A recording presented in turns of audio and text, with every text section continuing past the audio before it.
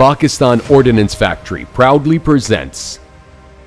Tasked with the indigenous development of an armor-piercing sniper rifle ammunition, Pakistan Ordnance Factory called upon its expertise and skills to develop a product that meets international quality standards. Our efforts resulted in the development of .5 BMG, also referred to as 12.7 by 99mm heavy sniper rifle ammo. A high-precision armor-piercing cartridge for long-range shooting against protected targets. It is designed for use in all 12.7 by 99mm sniper rifles and guarantees precision of 19.2 cm at 550 meters. It can perforate a 22mm armor plate at 100-meter distance, having hardness of 321 to approximately 375 Fresnel hardness.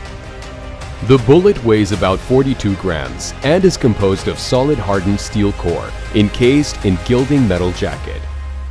It is assembled with brass cartridge case with boxer primer that holds single-base smokeless propellant, and as such the projectile can achieve the velocity of 900 meters per second, capable of operating at temperatures in the range of -54 degrees Celsius to approximately 63 degrees Celsius.